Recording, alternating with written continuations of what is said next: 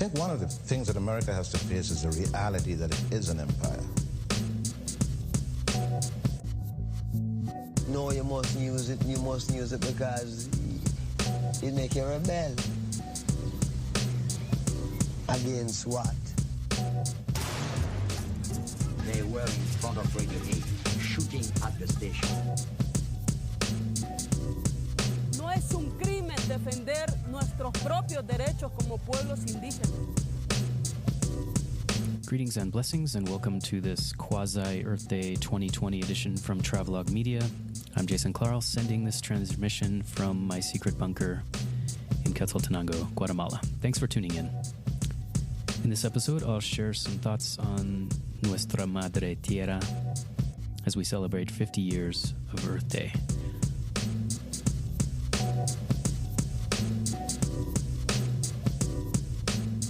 So, I had originally planned this episode to be an Earth Day 2020 live stream call-in show, but the internet was just not having it. So this episode is a little late, but it doesn't matter because every day should be Earth Day, right? Am I right? Yes, I'm right. Anyway, I guess I can skip the part about how to connect through Skype or Facebook Messenger and all that and just get right into it. So in case this is the first time you're checking out Travelogue Media, I'll give you a brief introduction. In 2015, I started Travelogue Media as a platform to explore and attempt to better understand a part of the world I knew very little about, namely the Caribbean. And in 2016, I started a podcast, interviewed some of the St. Thomians, St. Jonians, Crucians I met. St. Thomas is one of the U.S. Virgin Islands, which is an unincorporated territory of the United States. Its history is quite fascinating, so I wanted to begin to unravel it. And ever since then, I've been documenting my travels through the podcast. In 2017, I came to Guatemala to study Spanish, and I'm still here, quarantined in my secret bunker. Also, just a quick announcement. I'm pleased to now offer you merch. That's right. I have a new online store at Teespring where you can order a fine-looking t-shirt, mug, or tote bag. So just go over to travelogue.media and click store, or look for the link in the show notes. One of the first things to become aware of when you come to Guatemala is the Indigenous Maya and La Cosmovisión Maya. There are still over 20 different Maya languages being spoken in Guatemala. The Mayans, of course, developed a very sophisticated calendar. And if you recall, in 2012, lots of people were speculating on what was going to happen, since, according to their calendar, that was the end. So I was lucky enough to meet some very cool people here in Xela who were putting together Festival Quinto Sol. So I interviewed them for an earlier episode of the podcast, and I just want to share a little clip from that now. Quinto Sol comes from the Mayan Hob Awaj.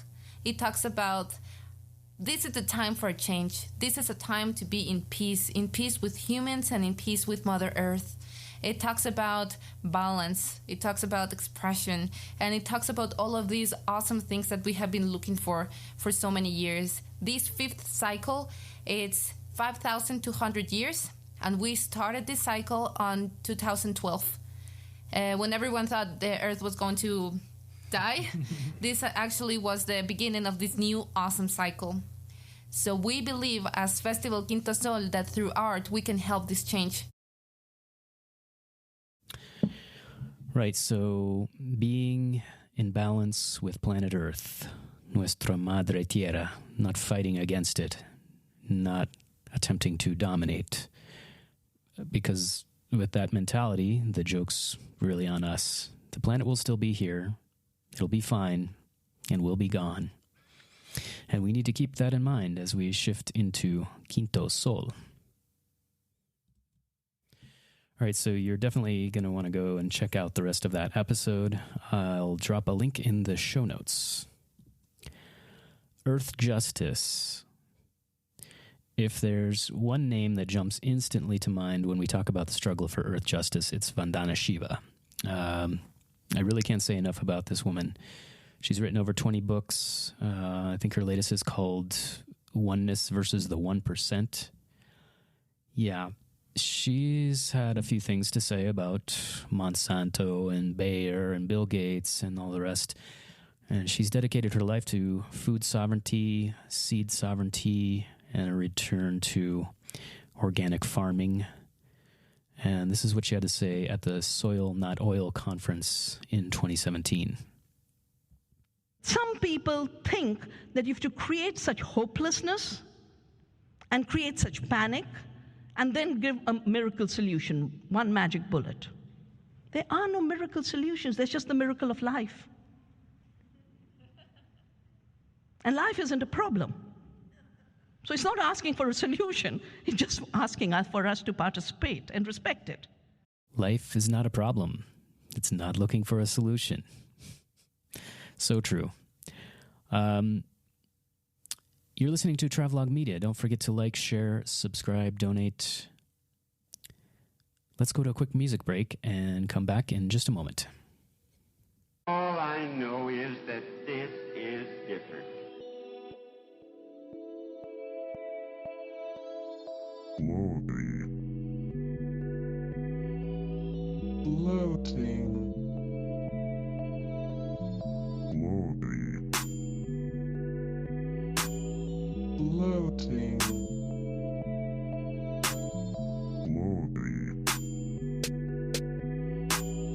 Floating. Beyond known space.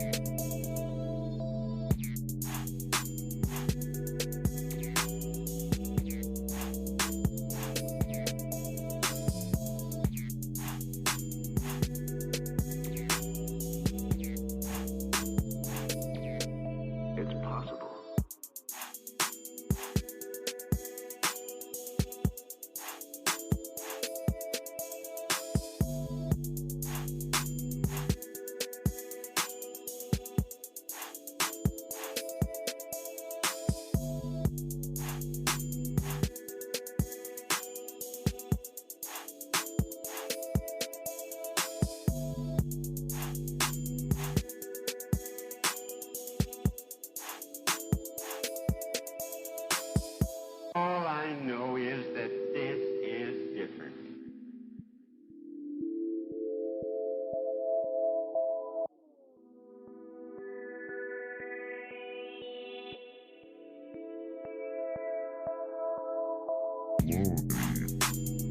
It's possible. Floating. Beyond known space. It's possible. Floating. Beyond known space. It's possible. Floating. Beyond known space. It's possible. Floating. Beyond known space.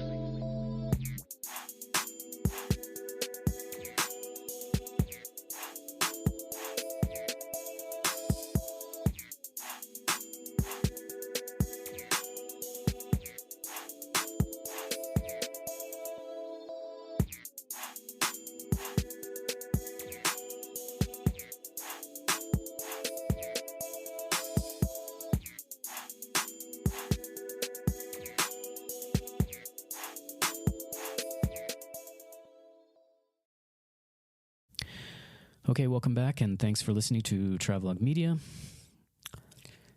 Ever since the COVID-19 pandemic started, our lives have been put on hold. And one of the things that was put on hold was the March-April issue of Entremundos magazine, which deals with energy and development.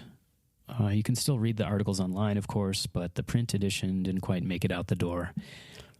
So every day I walk past the table with stacks and stacks of the latest issue, just sitting there, looking about as lonely as the rest of us. So what I'd like to do is pull a couple of quotes from one of the articles in this issue written by the editor, Diana Pastor, called Deconstructing the Meaning of Renewable. Recently, I read an interesting article on the portal scidev.net about science and technology for global development. The article, titled Las hidroeléctricas califican como energía renovable, or dams, do they count as renewable energy, mentions that when hydroelectric energy goes from being a necessity to a tradable commodity with a massive impact on the local ecosystem, it becomes necessary to ask if it really deserves the label renewable. This made me think about what we are being sold and what we understand about this concept, and about the fact that we cannot just assume this never-ending source is the best source of energy. Like hydraulic energy, new clean energy alternatives can also present negative consequences when they are introduced in poorly planned ways. Looking for more information on the topic, I discovered that Germany is also having problems with the generation of electricity.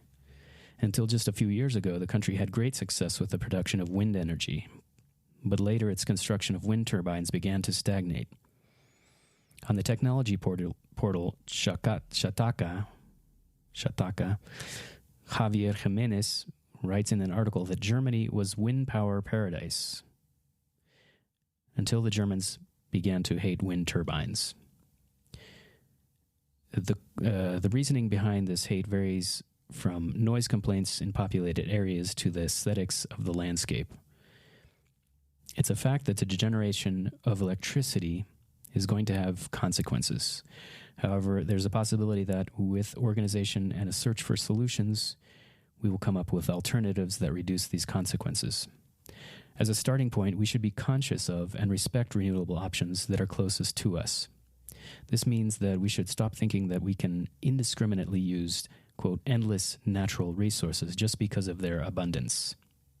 Renewability should be associated with efficiency, which, when talking about energy, is the good use of it.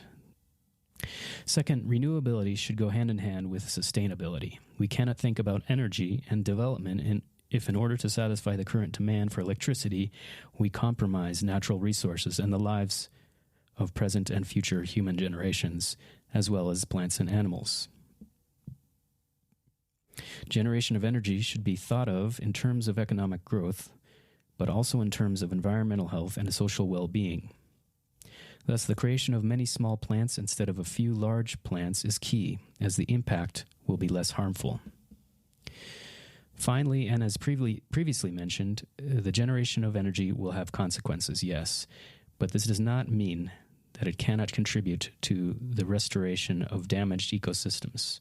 For this, a consciousness of social and environmental responsibility must be present at all times with those who produce energy, not as charity, but as a promise and an obligation derived from their economic activity. And importantly, this social responsibility should be inclusive of consumers. People have to switch from the passive role of just paying their bills at the end of the month to the active role of making their concerns known and contributing with possible solutions so that the quality of life for all people, not just a few, is improved. So again, that's from Entremundos magazine. You can check out Entremundos online, revista.entremundos.org, revista.entremundos.org. So, yeah, this is a really challenging issue in Central America. And of course, if you've listened to this podcast for a while, or you may know already about Berta Caceres, who was assassinated largely due to her continued activism against a proposed hydro project in Honduras. And she's just one of many examples. I'm sure I could do an entire episode on this issue alone, but I'll leave it there for now. Remember to check out revista.entremundos.org for the latest articles. So next I want to go to a piece on Architecture for New Earth by Jai Orsbo. Let's take a listen. like to dedicate this podcast to the good folks at Intramundos in Xela, Guatemala. There's an Earthship in Guatemala. Check it out. I also would like to dedicate this podcast to my cousins Chelsea and Derek, the twins who are both involved in architectural and engineering fields. While contemplating the state of affairs of our home planet, it occurred to me that all living things are interconnected by communicating with each other via biological and electromagnetic fields. Conversely, the Earth's life force energetic systems are influenced by collective human emotions and consciousness. Therefore, if many people intentionally create heart-coherent states of love and compassion, that will generate coherent waves to offset the current planetary wave of stress. It's simple. The photograph of the whole Earth is the single most important image for humanity at our present stage of evolution, from old Earth into new Earth, celestial Earth. We are one kind with many faces on one planet. When we have a flag or a poster of the whole Earth, or wear clothing with our main image of wholeness on it, that allows that image to seep into our consciousness, which helps humanity feel the unity of our world. It's as simple as that. And to bring the fun-loving element into play with the inflatable Earth globes of various sizes, some of which are very large. They are a composite of actual photographs of the whole Earth from so-called outer space. Consider this. Clans and tribes, countries and civilizations come and go, yet the Earth remains. We now have a golden opportunity to embrace the idea and actuality of our being neighbors, planetary neighbors. Can you imagine a world where the whole Earth flag is flown above the flags of our various countries by governments and citizens alike? This is thinking outside the box, although within the sphere, within the home planet sphere. What an impact that would have on our new Earth consciousness. One of last century's geniuses and a most beautiful being, a true whole Earth spiritual scientist, was R. Buckminster Fuller. He was mostly referred to as Bucky. I refer to him as Avatar Bucky. He has produced many innovative and nature impulse holistic system designs and products.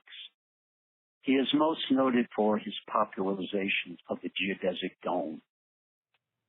His spiritual impulse exhibited itself in his true caring for the well-being of humanity and the planet, manifesting principally through his understanding of nature's laws and designing principles.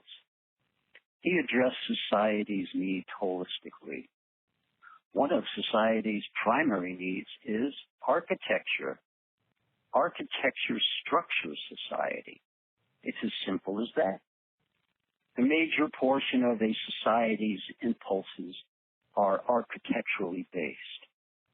New Earth will see a plethora of innovative architectonic environments utilizing the guidance of Mother Earth, floating in the great cosmic sea of quantum fields. Avatar Bucky once said, "Planet Earth is a superbly conceived and realized 6.5 sextillion ton, 256 billion cubic mile spherical spaceship cruising frictionlessly and soundlessly on an incredibly accurate celestial course at 68,400 miles per hour. And whether you like it or not, you are the custodians of a vital resource." End of quote. Now that's a clear message. Our home, a vital resource? Wow, what a concept. So as architecture is the basis and vanguard element of communities, small or grand, it seems essential to utilize nature's designing principles along with a conscious working relationship with cosmic and telluric or earth energies, and of course connecting with the local Devic kingdom. The result? Celestial earth. It is true that a conscious sacred design will invite in cosmic telluric energies which manifest as energy lays, the positive to life force energy flow. I have personal knowledge and witness to its validation and beautiful transformation. Now, some portions of our contemporary world has produced crap architecture. What does that mean? That means an architecture that is energy inefficient. It means an architecture where all the basic needs need to be brought in from outside sources. Bad idea. This is costly to communities, small or grand, and costly to the very well-being of our planet. As we move from Homo sapiens to Homo noeticus, the multi-sensory being, and as we enter the Aquarian age, and as we flow into new Earth, celestial Earth, we embrace architectural principles of natural systems, energy generation, and production. A prime example in the southwestern United States of a naturally sensible and progressive architect and architecture is Mike Reynolds, the creator of the Earthship system and style, which is now referred to as Earthship biotecture. His whole system biotecture embraces building with natural and recycled materials, solar thermal heating and cooling, solar and wind electric power, water harvesting, contained sewage treatment, and food production. All this is contained within high levels of creative aesthetics. New Earth architecture for sure. It takes care of itself and takes care of you. Wow, what a concept. Several years ago, I had the very good fortune of traveling with Jason to Taos, New Mexico, which is the home base for Earthship's biotecture. And many thanks to Marjorie Dawn Capricorn for her contribution to that most rewarding adventure. I know I was very impressed with its huge, high-level creative fantasy architectonic environment. All that beauty while holding whole Earth operating systems for whole Earth. Jaibox out. Ah, yes, I remember it well. A road trip with Jai Orsbo to Taos, New Mexico. Mighty fine, mighty fine. So I'll put some links in the show notes for some info on R. Buckminster Fuller and the Earthship projects, so check those out. Thanks for listening to Travelogue Media. Be sure to like, share, subscribe, and donate, not necessarily in that order. And please also visit the online shop at travelogue.media for t-shirts, mugs, and tote bags. Good stuff. Let's go next to a music break and come back with a book and a film recommendation. Stay tuned.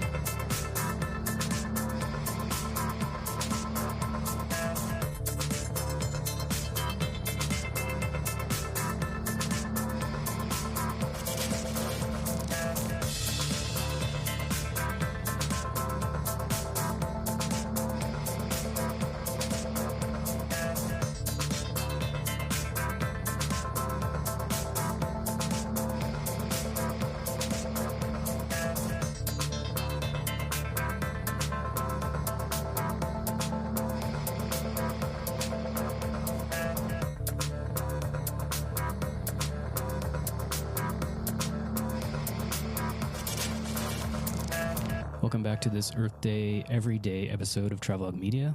Thanks for listening. I'll wrap up this episode by giving you a couple of Earth Day Everyday recommendations, one book and one film, but there are really so many, it's hard to choose. The first is a film that I just watched again. Yeah, it's that good. It's a documentary about the Earth Liberation Front, ELF. Came out in 2011, directed by Marshall Curry. Excellent documentary. It centers Daniel McGowan and other members of the radical environmental activist group as they face charges of domestic terrorism. So we're talking late 90s, early 2000s when all this was happening. You remember Seattle 99, of course. And what's really interesting is that McGowan gets out of house arrest on 9/11. And of course, the U.S. government was more than willing to call anyone and everyone a terrorist. The FBI at that time was calling this group the most dangerous domestic terror threat. So it's really interesting, this attempt to link environmental activism with terrorism. Yeah, there's a lot of that.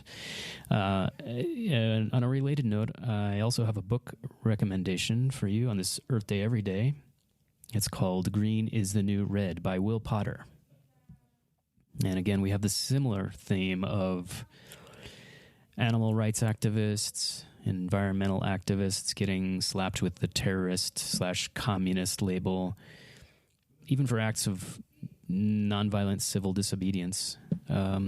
It's the sort of new McCarthyism, the green scare that we're all too familiar with. It's been a while since I've read it, but trust me, it's fantastic. Go check it out. I'll drop a link.